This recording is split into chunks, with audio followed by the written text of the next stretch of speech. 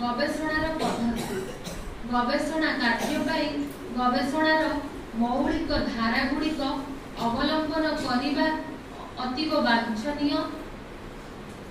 एही गवेषणा निबंध रे वर्णनात्मक गवेषणा पद्धति को आपणैवा सहित तुलनात्मक पद्धति को मध्य अंगीकृत करा जायछि। एही परिसर रे कथाकारक जीवन चर्चा सहित चरित्र मानकर चारित्रिक सामंजस्य और वैसादृश्य को उन्मोचन करी गल्पर मूलधारा निकट में पहुंचाइबा को पड़िछि। तुलनात्मक और मननधर्मी ग्राम्यांचलिक निहाती गाउली कथ्य भाषार शब्द सहित संस्कृत प्राकृत देशीय और वैदेशिक शब्द गुड़ी को एक अपूर्व विधाणीपण मिसाई दे से वाक्य को ऐश्वर्यमंडित करिथांती। तांको भाषा अनेकांश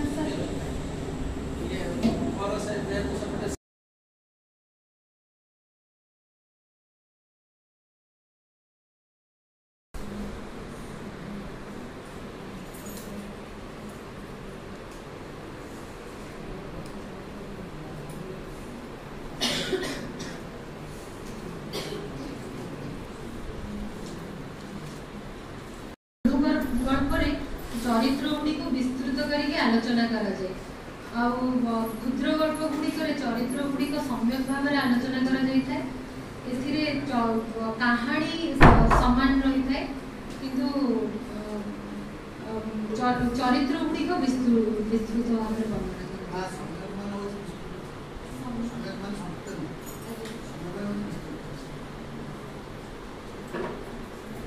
आकर्षणीय अवलंबन तांको शैली रे बेले बेले अतिकथन बा अनियंत्रित वर्णना पाठक को अरुचिबोध प्रतीत हेले मध्य ताहा भितर मुकुड़ी पारे नाही। तांकर अनेक गल्प मध्यरु आकाश पाताल दारुभूत कि हे ए वृत्तांत रो भाषा विचित्र एक परीक्षा रे रसतीर्ण।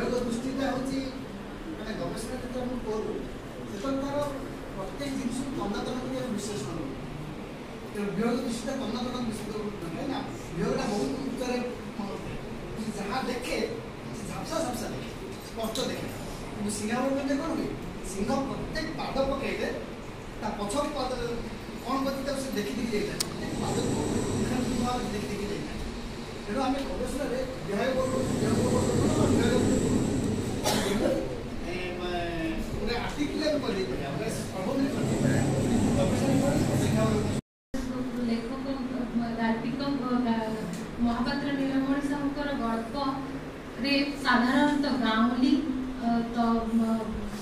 देशीय भाषा को प्रयोग करिथांती। से साधारणतः वर्णनात्मक पद्धति व्यवहार करथांती। वर्णनात्मक पद्धति और तुलनात्मक पद्धति रे तांकर गल्प गुड़िक लेखा होइते।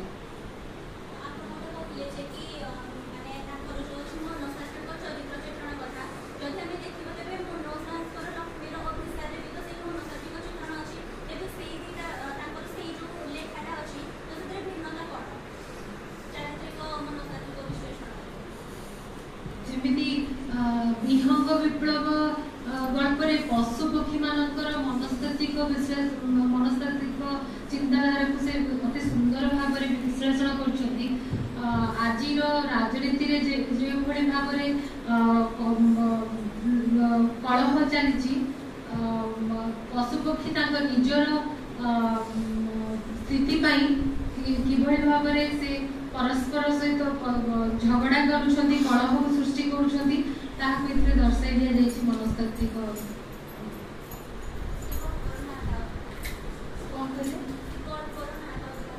विहंग विप्लव।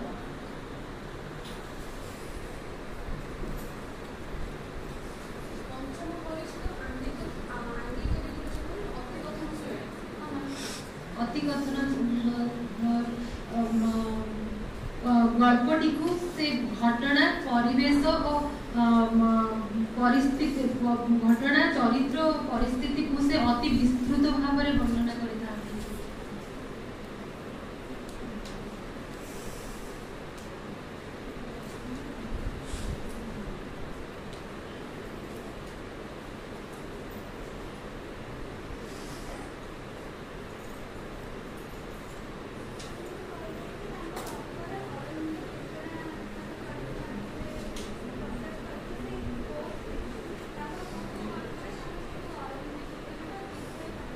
अरविंदर सावित्री महाकाव्य गोटे अच्छी से काव्य को से भित्ति करी गोटे गद्य अनुवाद गद्यांश गद्य लिखिछंती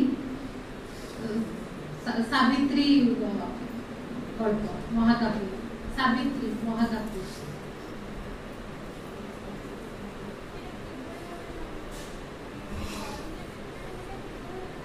आध्यात्मिक चेतना को से भित्ति करी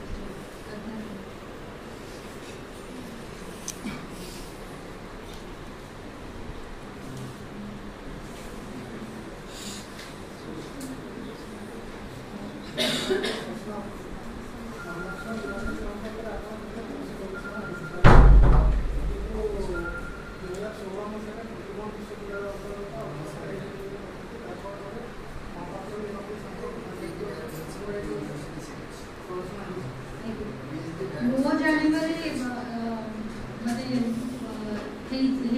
भावुची किंतु जहाँ भी मु भावुची आठ मु अधिक माने भल करने चेष्टा करी।